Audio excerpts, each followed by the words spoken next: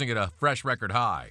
After the bell, earnings from IBM were mixed. It beat on earnings per share, but struggling to keep up with changing demands of businesses buying software and cloud computing. Revenues and profits were both lower. Shares are down as much as 5% in late trading. And Dick's Sporting Goods opening a new boutique store called Chelsea Collective, billed as a women's fitness and lifestyle store.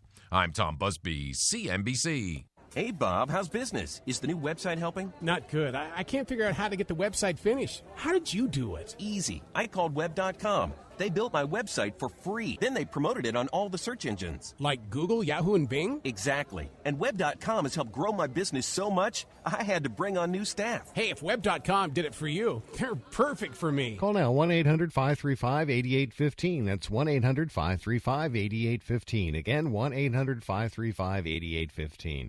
Have you had trouble with online dating? This is eHarmony founder Dr. Neil Clark Warren. We've created a new solution, EH+. EH Plus combines the personal attention of a matchmaker with eHarmony's extensive pool of great singles. EH Plus gives you hand-selected matches and freedom from being online. Get started today. Call 855-930-LOVE. That's 855-930-LOVE.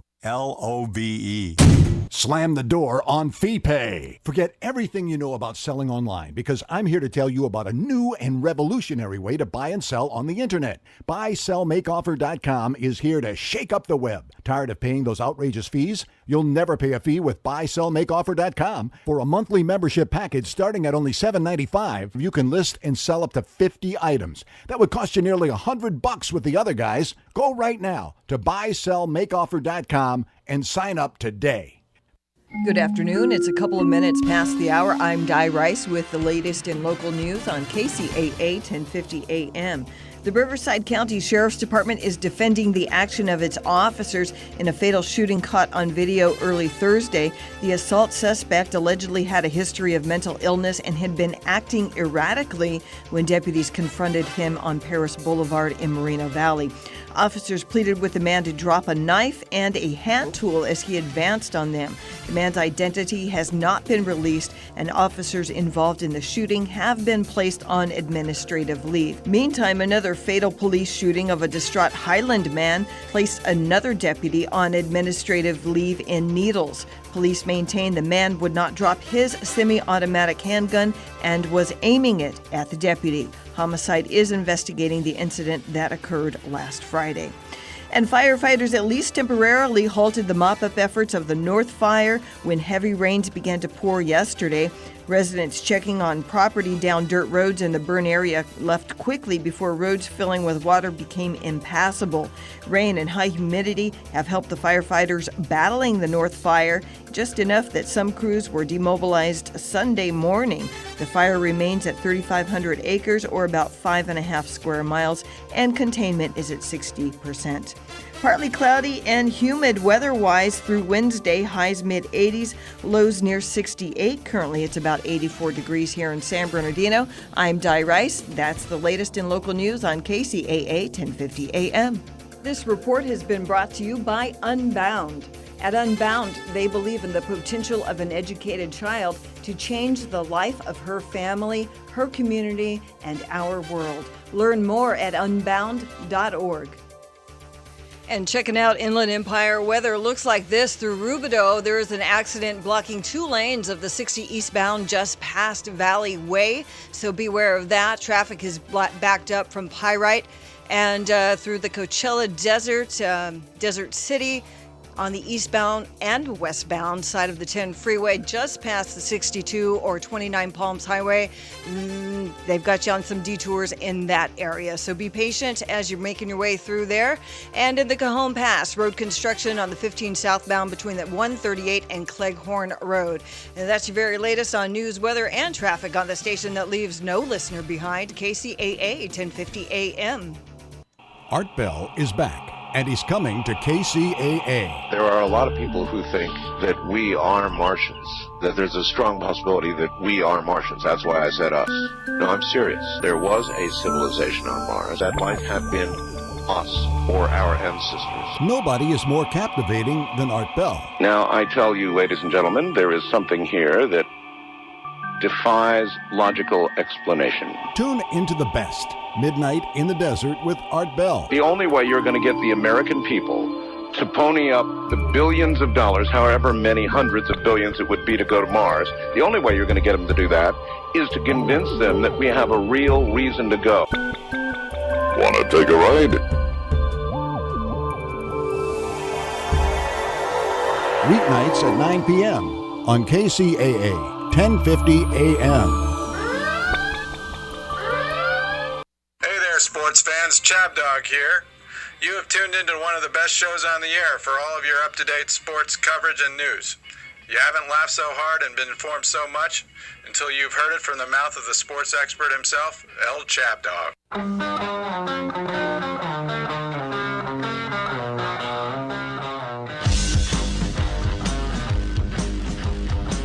Well, we're back now for another edition of Chab Dog Sports Talk. This is your host, El Chab Dog. This show is brought to you by Chab Dog Sports Blog, where you can find headier sports headlines, and also Chabner Law Group, which does transactional legal work. It serves Southern California primarily, but we also work with clients out of state on occasion. I'm pleased to have Mike Patterson back here for another guest hosting opportunity. Pleased to be here. And thank you, Di, for your engineering help. You're welcome. Yes, and Joe, I hope you're safe out there with your doing work on your transmitter, whatever that involves. Joe Britt, my usual engineer. So we have a lot going on. I hope you had a good drive. Did you listen to some Steely Dan, or was it something maybe Rush? No, I was listening to the British Open. Oh, the British Open, which we will discuss further at around 4:30 when we are through with our first guest. I don't want to keep him waiting too long, so let's cue that music for my first guest. You got that teed up and ready to go, Di? All right, give me a second. I was kind of thrown off there. She thought I would have a longer intro, but I'm so excited to talk to this guest tonight. Oh, yeah. We can't bring him on without his song. So here we go. All right. So you know what the song is? Downtown Johnny Brown or downtown? It's Jim Croce. Right. Big Jim. Don't mess around with Big Jim. And we got Big Jim Pugh on the line. Jim? Hello. Nice to talk to you. Thanks for taking the time to call in and have us call you. And I'm very excited to introduce you, since we've never had a world champion on the as a guest, and you've got the ability to say you were number one in the world in doubles in 1989, I think. Was it also 1990? Well, it was in that time period. Yeah, I don't know the exact dates, but it was in there. Yeah, and Jim was a doubles specialist, but he also played a lot of singles. You had nearly 500 career record in singles, which is really saying a lot, playing in the pros, and you have one career title, and I could go on and on. But anyway, you know your entire record, and we can talk more about it. It sounds like you might know it better than me, actually. Really? I just enjoy statistics, and so you have a lot of interesting statistics. Like you have those mixed doubles titles too to throw in there with the 3 Grand Slam doubles titles. You have 5 mixed doubles titles, and you have the one singles title. I'm trying to remember where that was. Was that on grass? It was on grass at Newport, Rhode Island, right after Wimbledon. Right with the Hall of. Isn't that where the Tennis Hall of Fame is? Yes, it was called the Hall of Fame Championships, I think, at the time. Yeah. I've always thought about stopping there because I go to Nantucket every summer, and we kind of drive around through that area lots of times, and nobody but me ever wants to check it out. But and then you're a member of the IA, the Intercollegiate Athletic Hall of Fame, I think. So yes. Yeah. Well, you must miss that life, don't you? The being, going all over the world playing tennis. Well, it's funny. I loved the playing tennis. The tennis was great. The traveling was really fun the first 5 years or something, and then the next 10, I don't know. I got a little sick of all that traveling, actually. Yeah, it's hard to it's hard to keep up your relationships at home and be a part of that stuff. I guess when your work just keeps you away. Yeah, well, I'm envious of the guys now. They've got FaceTime and you can call and text and do all that. In my time, the big thing I tried to do with a girlfriend I had back then was I'd send faxes through the hotel back and forth. Not quite the same. Yeah, and given the reliability of fax machines, that's prone to disaster, I think. But how did you meet up with Rick Leach? Because it seems like once you guys hooked up, everybody else got the worst of it. You guys just really dominated. How did that happen? Well, it's kind of interesting. So first of all, I knew Rick from ages. I'm like a year older than him, so I would play him like in the 12 and unders, and he was 11. We'd play in the finals of like every Southern California 12 and under tournament. Uh-huh. And so we did that, and then he went to SC because his father was coaching there, and I went to UCLA, and I left to go pro, and he stayed at school for the 4 years, and so we got to a small tournament, and he and his partner couldn't get in because they had been playing college, so they didn't have enough ranking points to get in the tournament. And so they said, hey, would you mind splitting us up? One of you play with me and one of you play with the partner I was going to play with, and then all four of us can get in the tournament. So we said, fine. And so Rick played the do side, I played the ad, so Rick and I played together, and we won that tournament. We just, out of the blue, we won it, and we played some, and so we ended up kind of playing some other tournaments, and we won them, and it was we played a satellite tournament in Hawaii that was 5 tournaments that count as one, at the beginning of the pro circuit. Mm-hmm. And we won every single one on that, which I don't know if it had never been done before, and I don't know if it's been done since, but we thought, wow, we've really got something going here. And so, he said, hey, let's try, playing regularly together at the Australian Open, and we ended up winning the Australian Open, and from then on it was easy. We were playing together after that. So how many pro tournaments did you play before you won your first Grand Slam with him? How many did I play with him? Or yeah, I mean, did you guys didn't?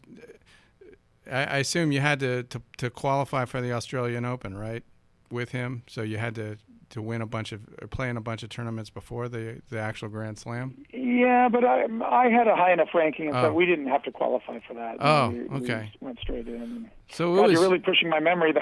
It was like so it was like instant success, and it was really pretty instant success. It was kind of amazing. Were you the big? I don't remember. I don't remember enough details about the way you guys played to be sharply focused in my mind. But were you the big serve, and he was more of the scrambling? Is there a certain role that each of you played? Well, we were both serve ballers, but I would say probably my strength was return of serve. I had a really good return of serve, and Rick had really good hands at the net. He had great touch, and kind of like McEnroe, kind of like that. Yeah. And so we just meshed really well together. And your serves were I assume strong enough to be a weapon. We had good serves. We didn't have these huge gigantic serves, but we had good solid serves and and good volleys. Mm-hmm. Yeah. And you have that. Did you hit with 2 hands on both sides? I noticed that it said there. Yeah, that was kind of unusual. I did have 2 hands on forehand and backhand. There's been a few on the Pro Tour, but not a whole lot. And like probably all of them, it was just because I started playing tennis when I was 2.5 or something, and that was the only way I could hold the racket.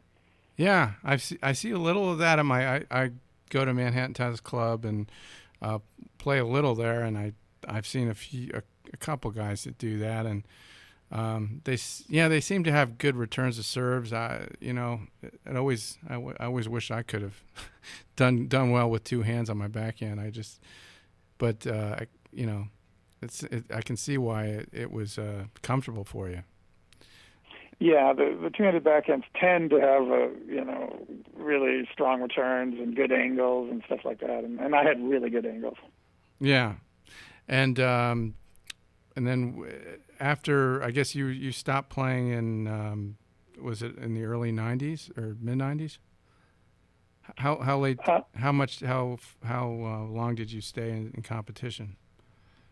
I kept playing, but I kind of I kind of had what would I call it? I kind of lost motivation for a while, and so Rick and I broke up, and then later I kept playing again, but never at that high of a level again. Oh, so you guys, it was like a great. What do you think of that, Mike? It's a USC UCLA match made in heaven. Yeah, that's an odd combination for sure. It's definitely unusual. Yeah, I mean, it just goes to show you anything in this world's possible. Are we going to commercial? We're going to go to commercial break here. We'll have you back for our second segment. Okay, so hold on the line, Jim. Okay. This is KCAA. Friday night, July 24th at Wien's Family Cellars Winery in Temecula. A concert under the stars featuring Berlin with lead singer Terry Nunn and their huge hits, Sex and Riding on the Metro. Opening the show, Temecula's very own, the 49teens. The entire show is hosted by me, the Poor Man. Berlin, the 49teens, and dinner. Friday night, July 24th at Wien's Family Cellars Winery in Temecula. Get your tickets now. Go to goldencrownproductions.com. Call 951-658-2411 for more information. Concert in support of Hospice of the Valley. So we'll see you Friday night, July 24th, Wien's Family Cellars Winery in Temecula. Berlin, 49teens, hosted by me, the Poor Man. See you there. Here's your Money Minute with Market Wrap host Mo Ansari. If you follow the markets, you've probably been getting seasick lately. But what if I told you that market volatility can be a good thing? If you're a bargain hunter, this is your coupon. So keep your shopping list handy. If you're a long-term investor with plenty of time before retirement, the money going into your 401k each month will buy more shares when the markets are down. And if you have a good financial plan, you can relax while others worry, because that plan will carry you beyond today's headlines. Of course, you should always consider professional guidance before making any financial decisions. That's your Money Minute. I'm Mo Ansari. For more tips on investing during market volatility and other investment topics, listen to Market Wrap weekdays at 5 p.m. on this station. For a free consultation with Mo Ansari, call 800-388-9700. That's 800-388-9700. Compact Asset Management is a registered investment advisor. Funds custodian, Fidelity Institutional Wealth Services, member FINRA SIPC. Tired of spending too much money on an ad and then trying to find your ad in the newspaper, buried among hundreds, even thousands of other ads? Isn't it time you got a great deal when you were trying to sell that car, that dining room set, that refrigerator, or offering your handyman services? Now you can in the Nickel Shopper. For as little as $7.50 per week, your ad can be seen by thousands of eyeballs in the high desert, and they're getting the Nickel Shopper for free. Call today to place your ad in the Nickel Shopper, 760-646-3654, or go to thenickelshopper.com for all the details, 760-646-3654. The Nickel Shopper. Now in the IE. KCAA, where every day is a great day. KCAA, Loma Linda.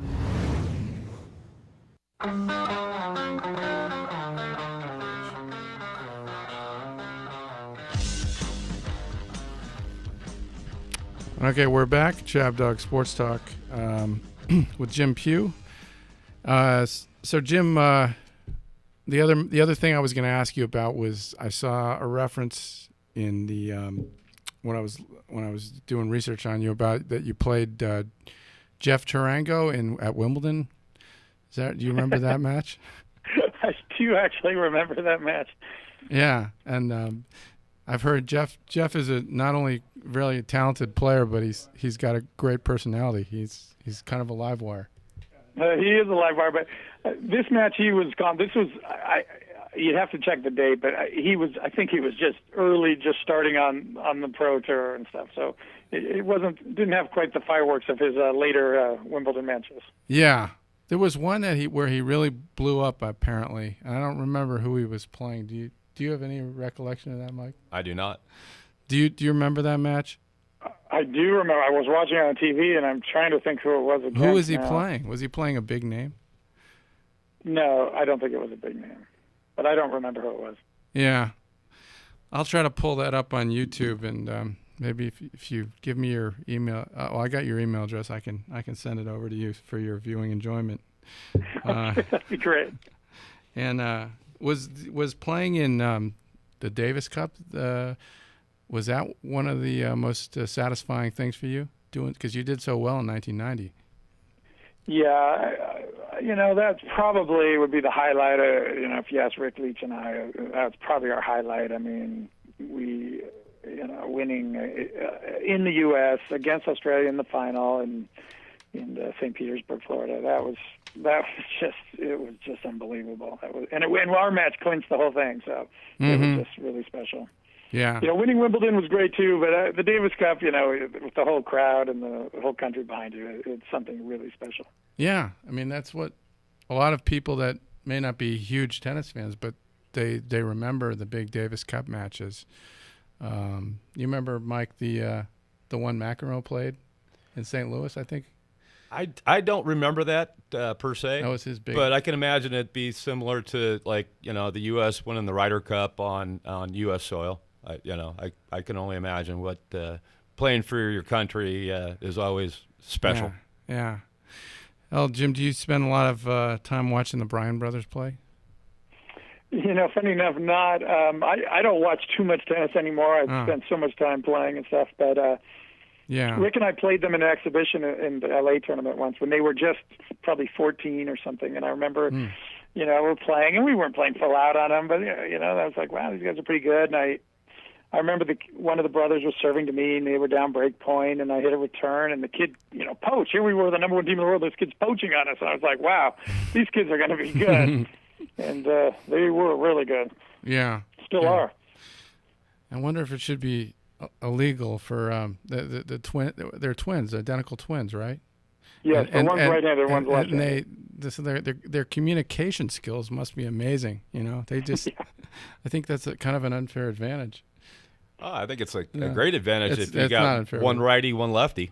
Yeah, it was like the other ones I remember were the Gullickson twins, right? That's right. Yes. Yeah.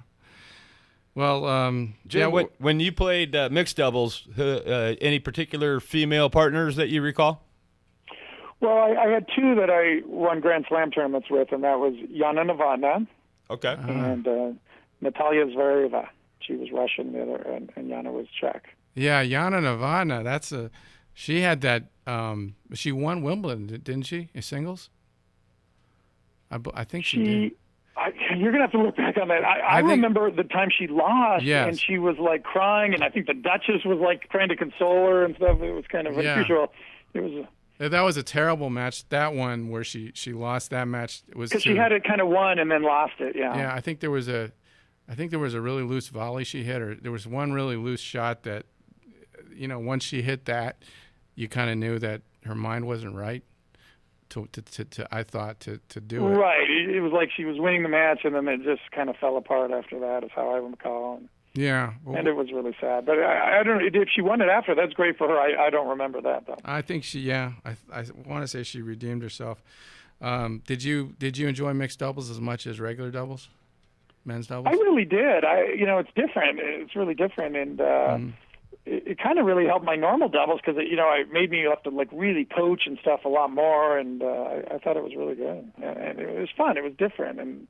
And I really liked it. And the women are such good players that you don't have any thoughts about, do you treat them differently in terms of how hard you're hitting the ball and, you know what I'm saying? I mean, because I've yeah, I know what you're saying. Not too much. Not if you're serious about winning a major, a Grand Slam. But you got to be a little careful, like if you're hitting an overhead and stuff, just to make sure you don't hit them or something. Well, tennis is one of those.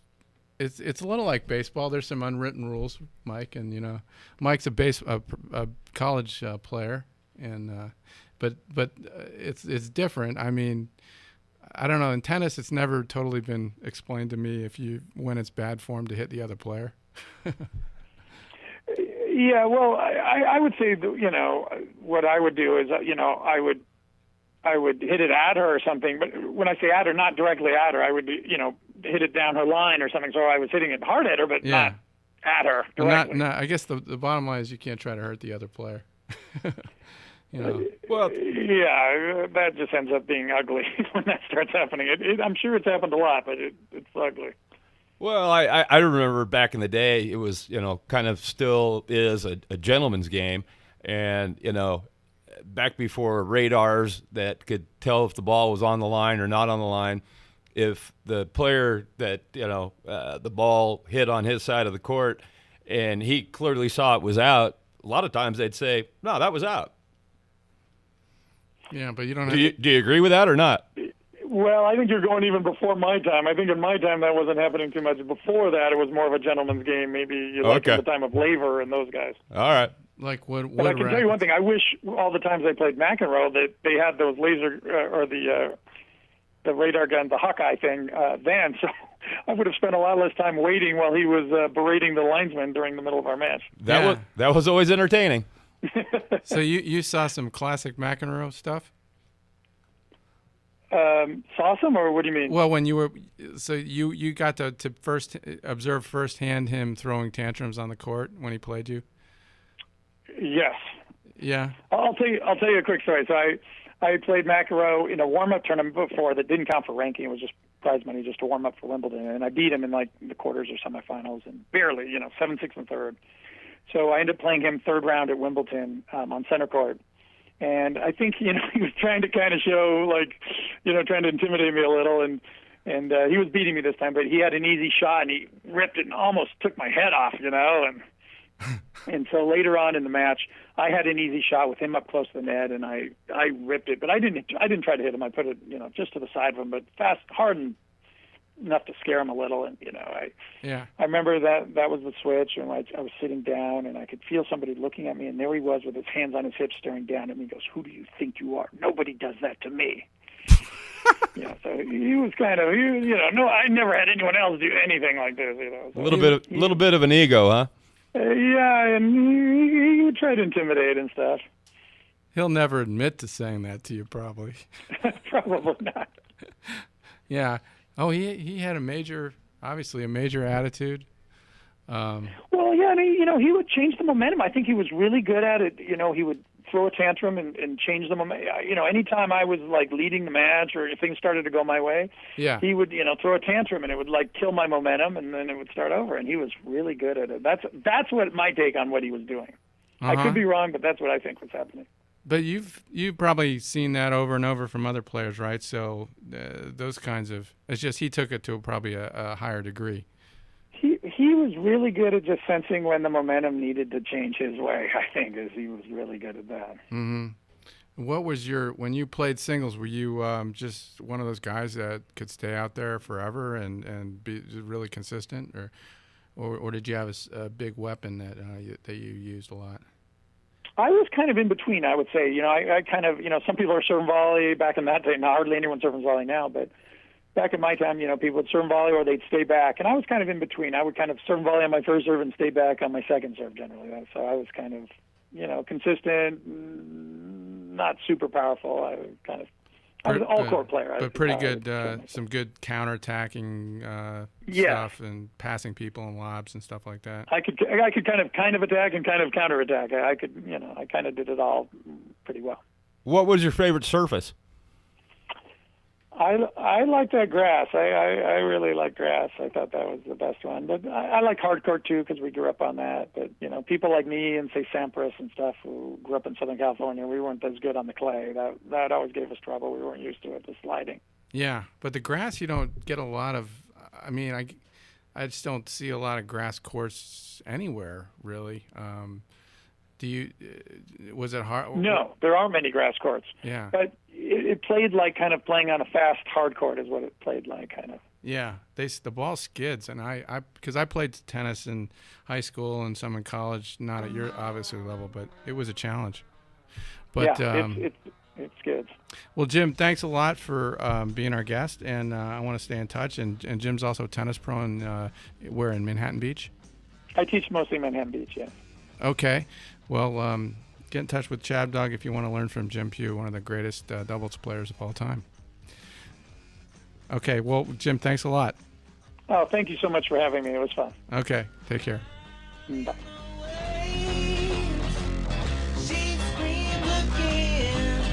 This is KCAA.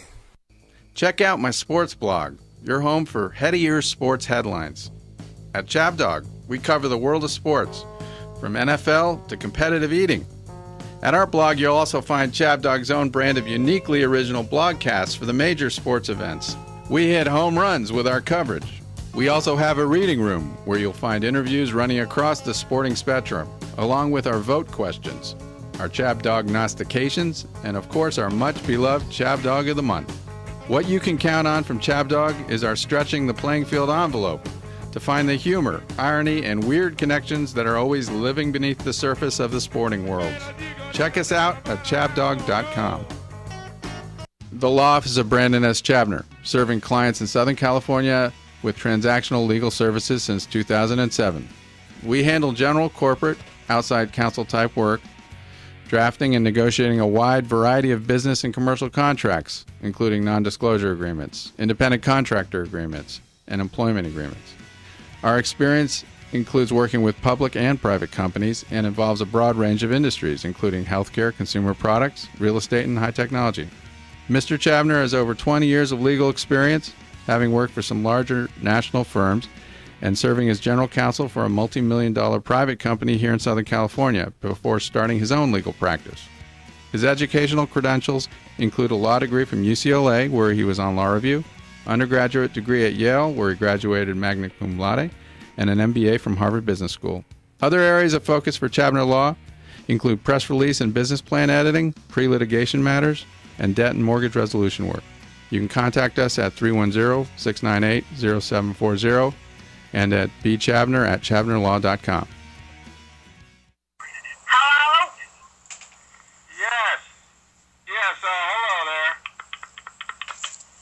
I was hoping somebody would call. Stephanie Black at the Hendersonville Hatchet calling. Stephanie, I was waiting for you to call. I heard a rumor that you weren't interested in basketball anymore. That's right. How could that be? I mean, we had such a good time picking those I have a college clear mind now. I'm off my meds. Yes. What kind of meds were you on? What are you trying to break HIPAA? What is this, a HIPAA violation? None of your business. Well, you brought it up. I thought maybe our audience... Well, I have a clear mind. Unlike the rest of the sheep across America, I'm thinking clearly, and sports are bad for this country. But that's what Chabdog is built on, the absolute foundations of this empire that I'm building, brick by brick, is based on pursuit of athletic happiness. And while all of America has their heads stuck in the sand watching that crap, Obama and his cronies are going around wreaking havoc on this country. And I don't approve of it. Obama loves using the sports for his own benefit, doesn't he? Every time somebody wins the freaking World Series, they get to go to Washington and celebrate with Obama. Oh, yes. And then he can just keep raising our taxes so he can buy more golf clubs.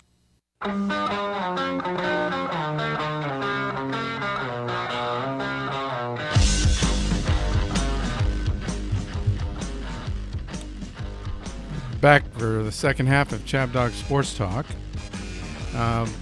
We're going to have, hopefully next week, Blake Hammerstein, who's an impressive high school player. And but that's next week. This week we have a little time to talk about what happened today and over the last week. So I guess did you see most of the or some of the last round of the Open Championship? I did not. I listened to it on my commute on the radio, and actually I had looked at the computer and saw an update when the three gentlemen were tied at minus 15. Oosthuizen, Zach Johnson, and Mark Leishman. Yeah. And apparently Jordan fell one swing short, but and then ultimately Zach Johnson won in the 4-hole aggregate playoff. So Zach Johnson to me is a great guy, and to see him win a second major, it's been a while. It's been 8 years. Yeah. You got to admire guys that, there's obviously you admire people that can do it on a repeat basis, but it's also takes a lot of inner strength to be able to have enough faith to keep it going, to know that you can do it again if you haven't done it in 7 years or 8 years. Well, the fields in those majors, and even on just the regular tour, when you're talking about 146 or 154 guys, I think almost anybody in the field could win on any given weekend. They're so accomplished. Obviously, there's some intangibles, but it was fun to see there were 2 or 3 amateurs that were in the mix going into Sunday. Mm-hmm. And the one kid that was actually leading was it Willett? Dunn. Oh, Dunn. Paul Dunn. He went to University of Alabama, Birmingham, and he shot a couple over today. But first 3 rounds he was in the 60s. Made a good showing. He's a 21-year-old kid, just like Jordan Spieth. So it was interesting because the last time an amateur won the Open was in 1930, and that would be Bobby Jones. Right. And Bobby Jones also won the Grand Slam too. Yeah, but back then the Grand Slam was the U.S. Amateur, the U.S. Open, the British Amateur, and the British Open. Mm-hmm. I don't think, I could be wrong, but I don't think anyone has ever won the calendar year Grand Slam. That's right. I think I covered that in my I actually did a post about that. No golfer has won the calendar year Grand Slam, I guess, except for the Bobby Jones Grand Slam, which was not the current Grand Slam. Correct. And there's the Tiger Slam when he held all 4 trophies at one time, but that wasn't in the same year. Right. And so this would have been the first time that somebody had won all 3 legs of the Grand Slam to start the season since 1953, Ben Hogan. Yeah. Well, don't feel too sorry for him because he did walk away with $460,000. After 21 years old and after what he's started so far, I don't think he's hurting for money.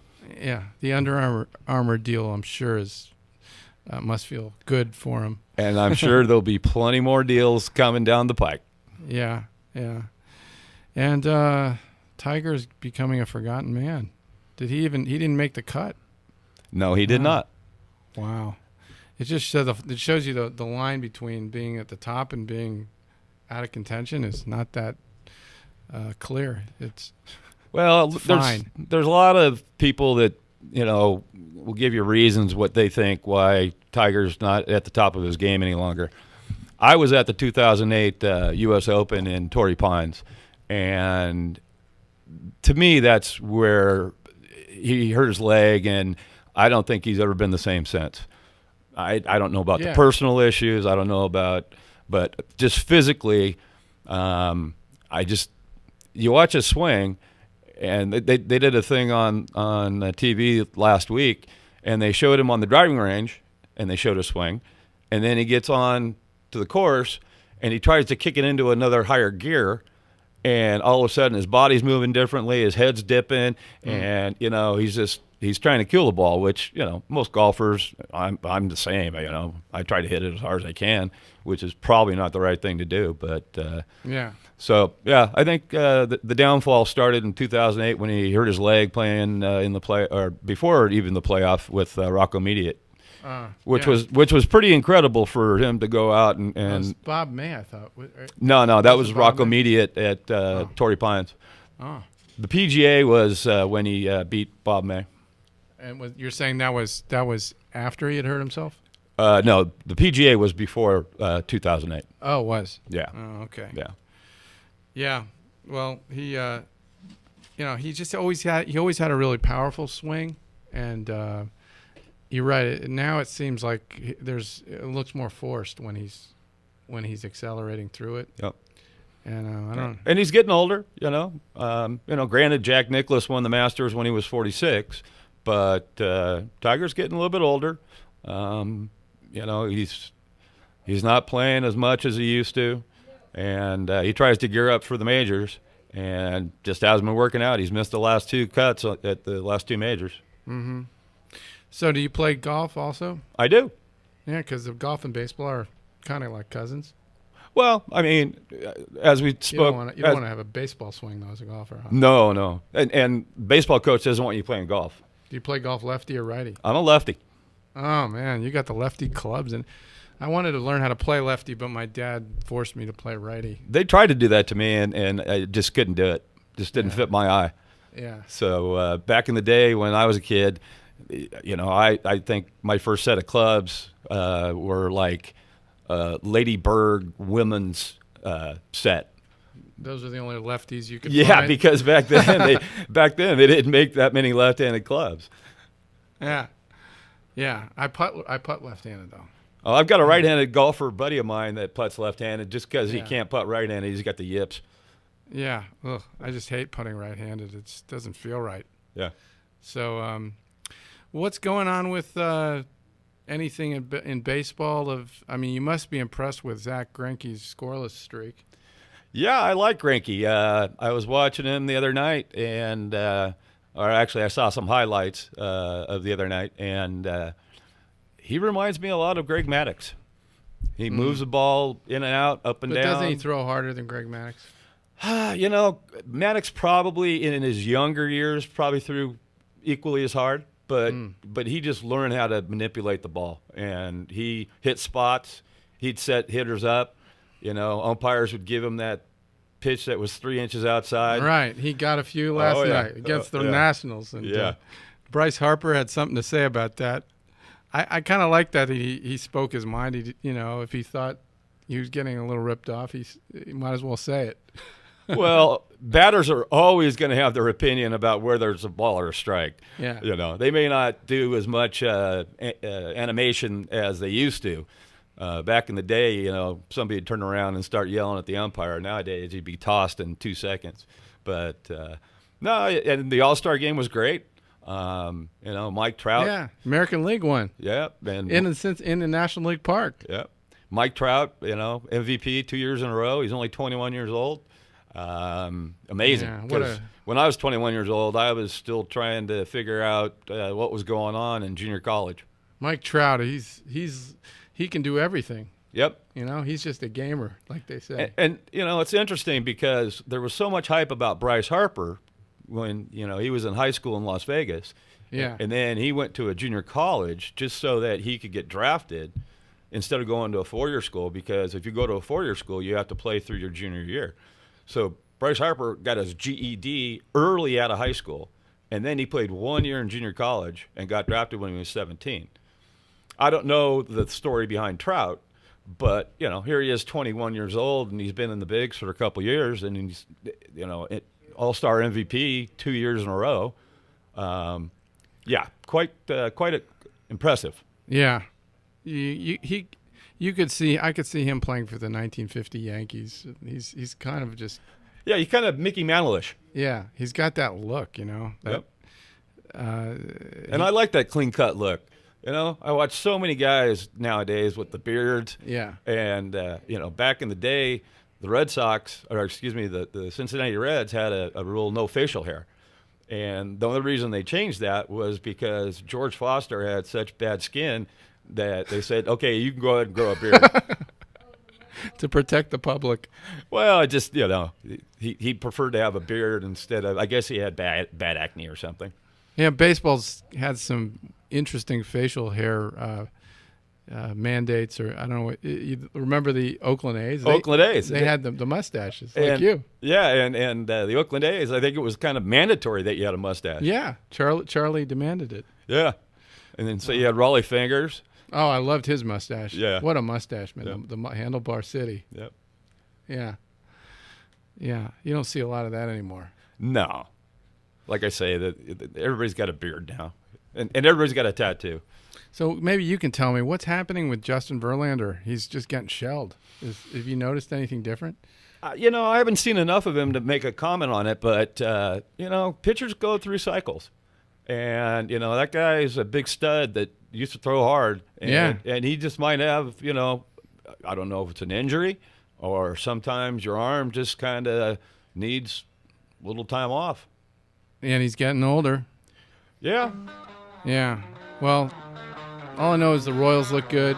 Yes, they do. So do the Dodgers and the Giants and the Cardinals, of course.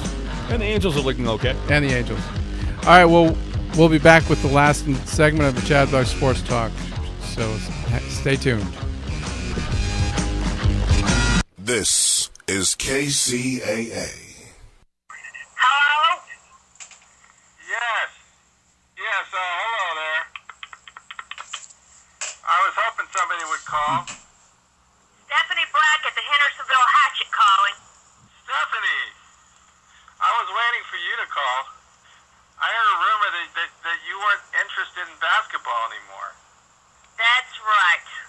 How could that be? I mean, we had such a good time picking those I have a college clear mind now. I'm off my meds. Yes. What kind of meds were you on? What are you trying to break HIPAA? What is this, a HIPAA violation? None of your business. Well, you brought it up. I thought maybe our audience... Well, I have a clear mind. Unlike the rest of the sheep all across America, I'm thinking clearly, and sports are bad for this country. But that's what Chab Dog is built on, the absolute foundations of this empire that I'm building, brick by brick, is based on pursuit of athletic happiness. Mm-hmm. And while all of America has their heads stuck in the sand watching that crap, Obama and his cronies are going around wreaking havoc on this country. And I don't approve of it. Obama loves using the sports for his own benefit, doesn't he? Every time somebody wins the freaking World Series, they get to go to Washington and celebrate with Obama. Oh, yes, yes. And then he can just keep raising our taxes so he can buy more golf clubs. The law office of Brandon S. Chabner, serving clients in Southern California with transactional legal services since 2007. We handle general, corporate, outside counsel type work, drafting and negotiating a wide variety of business and commercial contracts, including non-disclosure agreements, independent contractor agreements, and employment agreements. Our experience includes working with public and private companies and involves a broad range of industries, including healthcare, consumer products, real estate, and high technology. Mr. Chabner has over 20 years of legal experience, having worked for some larger national firms and serving as general counsel for a multi-million-dollar private company here in Southern California before starting his own legal practice. His educational credentials include a law degree from UCLA, where he was on law review, undergraduate degree at Yale, where he graduated magna cum laude, and an MBA from Harvard Business School. Other areas of focus for Chabner Law include press release and business plan editing, pre-litigation matters, and debt and mortgage resolution work. You can contact us at 310-698-0740 and at bchabner@chabnerlaw.com. Check out my sports blog, your home for head-of-ear sports headlines.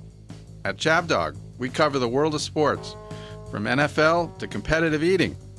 At our blog, you'll also find Chab Dog's own brand of uniquely original blogcasts for the major sports events.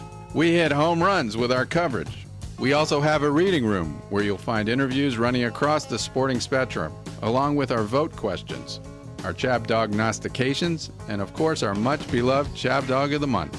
What you can count on from Chab Dog is our stretching the playing field envelope to find the humor, irony, and weird connections that are always living beneath the surface of the sporting world. Check us out at chabdog.com.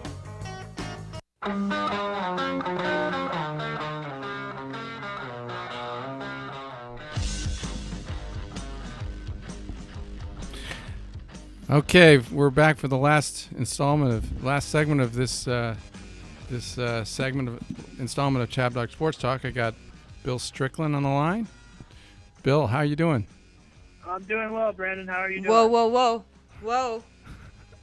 Oh, I forgot your music. That's right. Play Bill some special music here. I'm trying. What happened to Please this? play. It's not clear. There we go. I love the colorful clothes you wear. That was for all your beach volleyball prowess, Bill. I like it. Little Beach Boys is always good. Yeah, good vibrations. So, did you play at all this weekend? I did. I played on Saturday before the storm came in. So actually was playing a tournament and it got rained out halfway through. Ah, how unsatisfying. Yeah, it was all right. It was my first time out there in a little bit, so it's probably better for my body not to get too beat up playing. I'm sure you can take it. Bill was a 4-year starter at Stanford. He was their team captain in 2003, won their Most Inspirational Player Award in 2003, and they were in the bronze medalist with the USA at the World Games in 2003. And then you were so 2003 was a great year for you.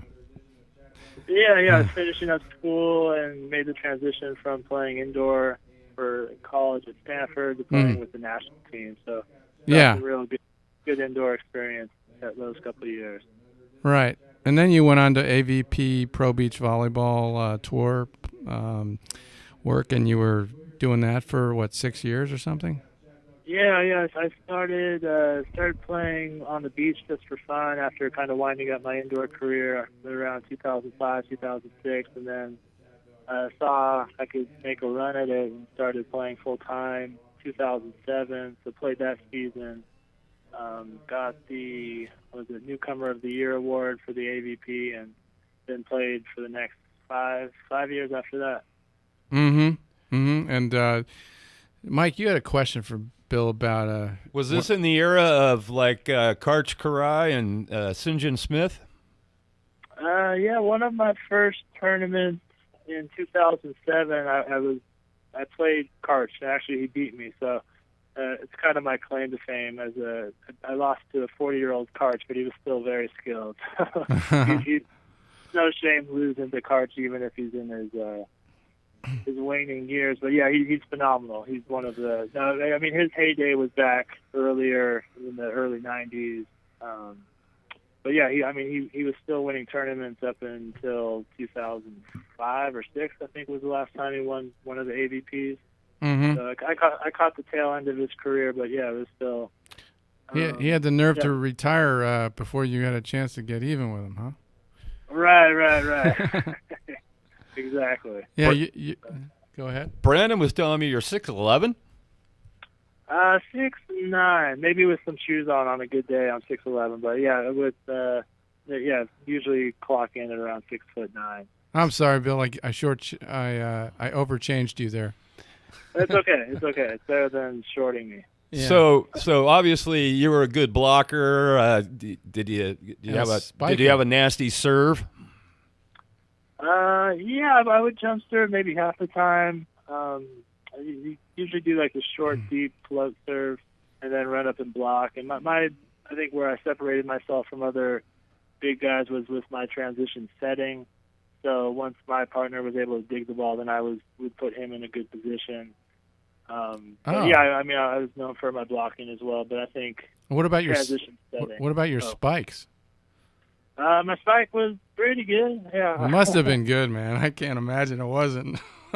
Yeah, there's some really, really heavy hitters out there with heavy balls. And usually it's those little guys who could just wind up and crack it, who are known for the hardest spikes. But yeah, I definitely was efficient.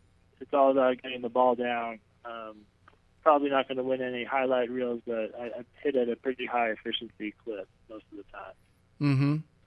And did you do any other sports, or was it just pretty much volleyball for you, growing up? I grew up playing basketball, and then actually switched to water polo in high school because the coach at my high school was the national team coach for the USA, so I got all the kids really fired up about water polo. So played, water polo.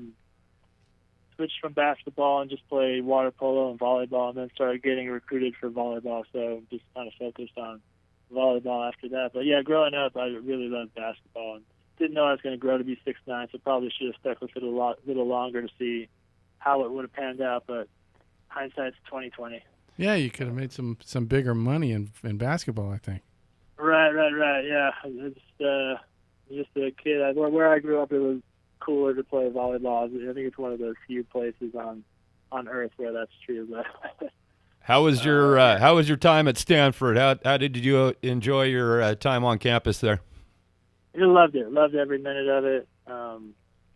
Yeah, I mean, it's a fantastic institution, and the sports program is far and away the best out there in every sport across the board, men and women, I think. Even our football team's doing good these days, which is nice. Yeah, love the coaches. Lucky to be coached by some great coaches up there, Ruben Nieves and Don Shaw and Coach Costi. And yeah, learned a great deal about being an athlete and about being a person. Yeah, and you've gone on to do, tell us about your legal career. You've got, I know, besides the fact that they call you the long arm of the law, but I think that's what your nickname is, isn't it, or something like that? They call it Beach Justice a little bit. Beach Justice, okay. I had a mix up. Yeah, that's the one that stuck with me. So you're a litigation specialist, and what's the name of your firm? I'm at Michael B. Goldstein, a law corporation now. We do mostly personal injury, a little bit of employment on the plaintiff side, but yeah, the bulk is personal injury work. Mm-hmm. So, yeah, I've been an attorney for 8 years now. I've been with this firm coming up on 3 years. So if I'm playing volleyball with somebody and I got hit in the face really badly, do I have a claim? Yeah, those are always interesting cases. They come up like when people get too aggressive and touch football. I think. But, it's usually assumption of the risk, right? Yeah, you've consented to some sort of touching, and getting hit in the face in volleyball with the ball is definitely one of those things that is probably foreseeable. Yeah. Well, so you're playing a little bit, right? You still play on the weekends? Yeah, still playing, trying to make it out there. The big Manhattan Beach tournament's coming up in middle of August, so trying to see if I'll be ready for that. But it'd be nice to get back out there and see all the players and see if I can still. Is that the one? That's the one that you were the finalist in 2010? Yeah, I made it to the finals in 2010, and yeah, I've been competing in it. That's the kind of, people call it the Wimbledon of beach volleyball. So it's definitely usually the biggest tournament of the year with the most money. Yeah. Well, you're not. Yeah. So you're not retired yet, man. You still got it going. Yeah, that's what I'm trying to tell people. I like it. Well, thanks a lot for being our guest. And thank you for having me. I really appreciate it. We'll be talking soon. Sounds good. Thanks, Brandon. All right. Later. Bye. All right. Well, that's it for our show. We'll be back next week at the same and have some more interesting guests. So check out Chab Dog Sports Talk. Sports Blog. Thanks for listening to another edition of Chab Dog Sports Talk. We're on every Monday, 4 to 5 p.m. on KCAA, AM 1050. Enjoy your sports this week, and don't forget to check out Chab Dog Sports Blog at chabdog.com for all your headier sports headlines. We've got you covered from the 4 major sports to everything in between. And you can also connect with us at the Chab Dog Facebook page and on the Chab Dog Blog Talk radio channel for a walk through the wilder side of sporting event telecasts. El Chab Dog says over and out.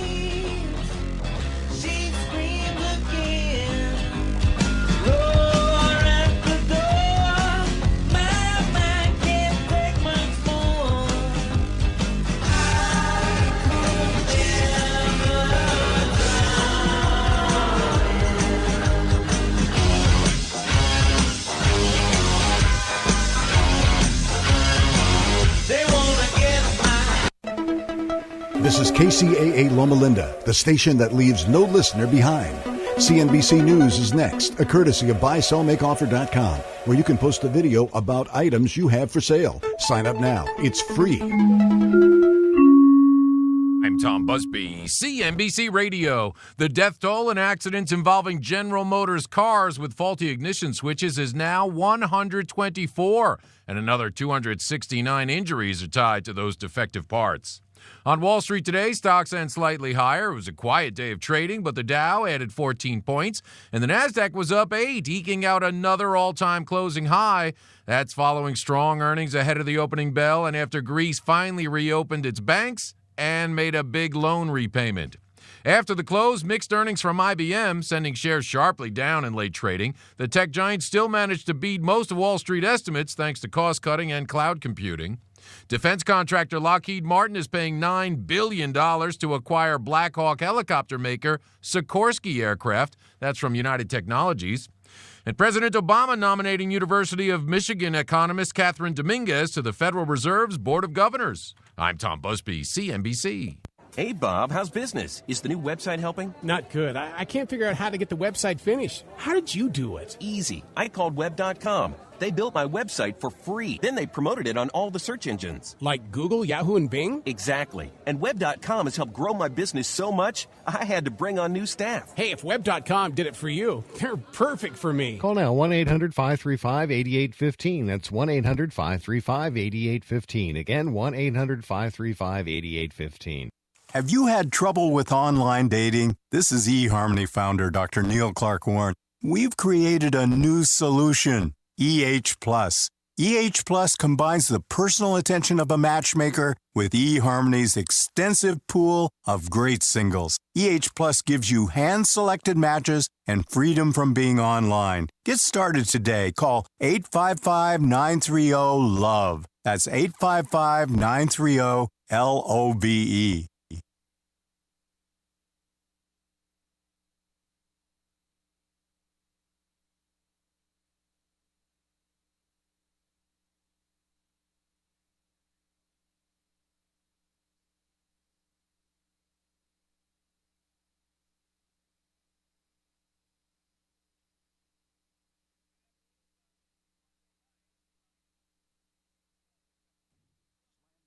On FeePay. Forget everything you know about selling online because I'm here to tell you about a new and revolutionary way to buy and sell on the internet. BuySellMakeOffer.com is here to shake up the web. Tired of paying those outrageous fees? You'll never pay a fee with BuySellMakeOffer.com. For a monthly membership package starting at only $7.95, you can list and sell up to 50 items. That would cost you nearly $100 with the other guys. Go right now to BuySellMakeOffer.com and sign up today.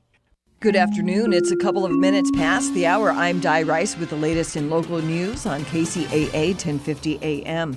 A registered sex offender was arrested Saturday when authorities say he tried to engage in sexual acts with a minor at a Moreno Valley hotel. Librado Gonzalez, a 42-year-old Moreno Valley resident, faces multiple felony charges in connection with the arrest. Authorities conducted a search at Gonzalez's hotel room and found items for the purpose of sexual activity. Authorities also conducted a search at Gonzalez's home and took his computer for analysis. 3 pedestrians were fatally struck by drivers over the weekend in San Bernardino. 78-year-old Maria Martinez was walking at 5 a.m. Friday on the 210 near the Highland Avenue off-ramp when